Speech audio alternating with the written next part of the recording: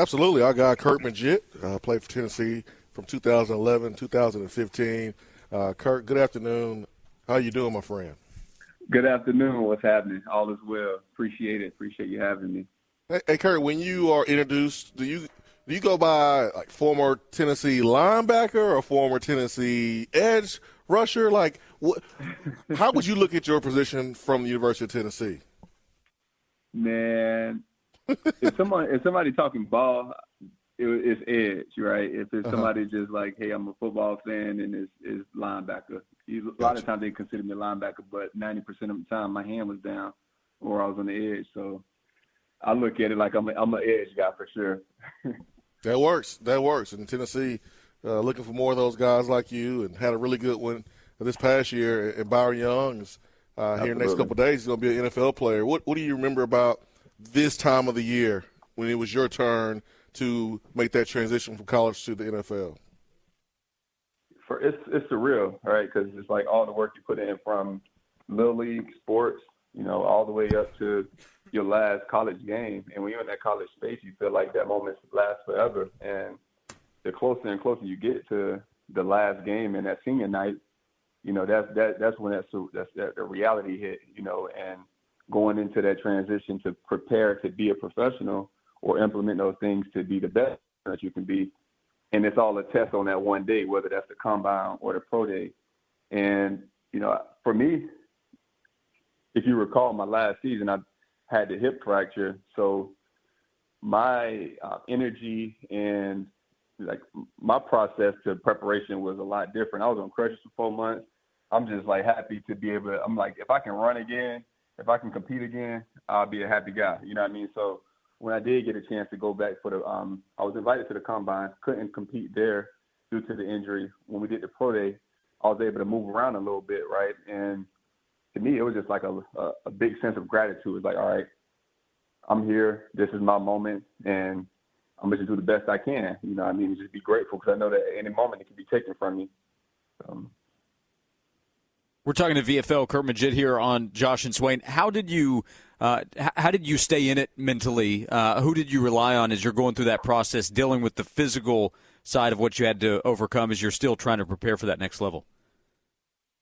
I would say my bigger brother and my dad, and my sister as well. Just growing up, we were all we had, right? It's a real small household, but we leaned on each other for accountability, love, and just that vulnerable piece, because honestly, externally, I was looked at as the leader, and as Curt always joyous, but we all are human. So it was healthy for me to grieve. It was healthy for me to acknowledge, like, hey, I may not be my best self at this moment, but that time's gonna come, right? And what I was going through was only a season of my life, and so as I continue to prepare, it's like, all right, let's just do the small things. Let's do what the doctors say. Make sure we get no setbacks, and just kind of follow the plan. Pray and just follow the plan.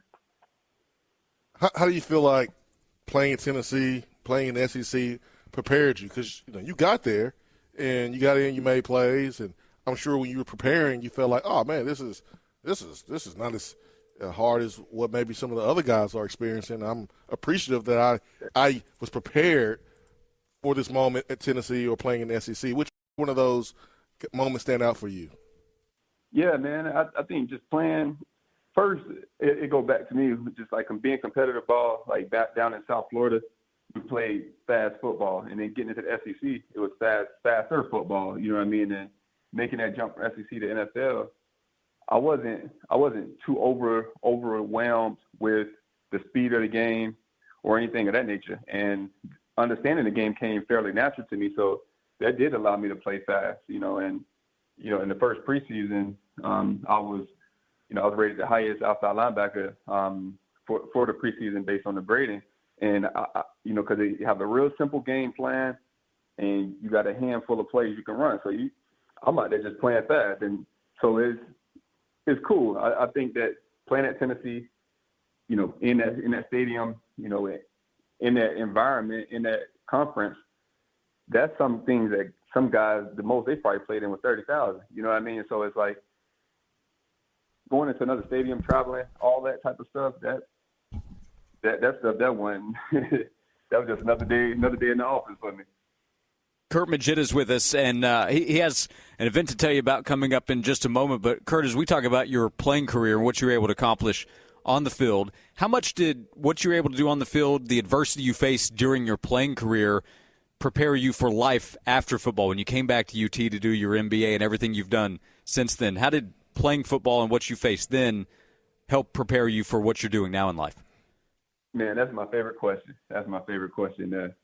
And the reason being, when I was in the football space, that was my thing. That was my identity. That was what I eat, sleep, and dream football. You know what I mean? And I wanted to be the best teammate and the best player for myself. And like we all know, with a lot of the injuries, things don't always go as planned, and some things you can't control. So one is, how do I, always do my best, always put my best foot forward?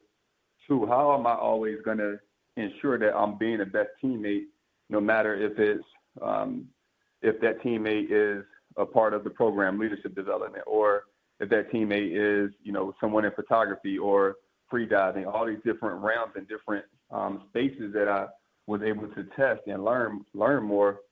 So I guess what I learned from football is a lot of those disciplines are transferable. And what made me unique in the football space, I had to really pull deep and extract those things, those values, those lessons, and apply it to life. You know what I mean? And it's cool because with football, it's like what you did yesterday or the last game or the last play don't quite matter. What matters is the next snap, right? So how we snap and clear. You mess up, you go back and watch the film. And, man, I've applied that, and I've found success in a lot of different areas. And, I honestly can say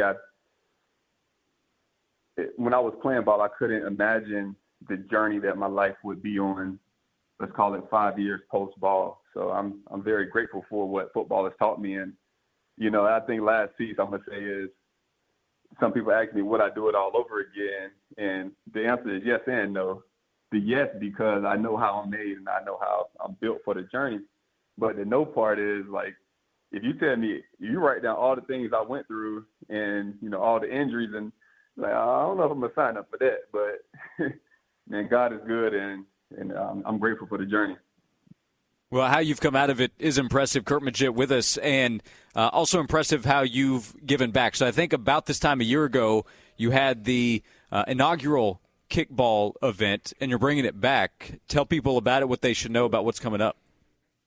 Absolutely. Yeah, so Kickball with Curt and Friends, this is just a big highlight on the community. And, this week in Knoxville, we have Youth Violence Prevention Week put on by the city. And in an effort to empower the kids from a lot of different programs. What we do, we're pulling in 7 different programs this year. Last year was 4, and we'll have over 100 kids. They'll be involved in a single elimination style kickball tournament with a lot of VFLs, close friends of mine. Just a unique space, a unique crowd, and we're going to have fun. We're going to have Q&A sessions. We're going to feed them breakfast, lunch, and when they do arrive, they'll receive a No Bull short shirt and shoes. Me being a part of the No Bull team, they're a great partner and believing in the mission that we do and we're pushing. So, and I should have mentioned, the Edge Foundation is my foundation, and that's what powers the Kickball with Curt and Friends. This year, we're collaborating and partnering with Tennessee Athletics to make this Kickball Day more than just the physical, more than just that tournament piece.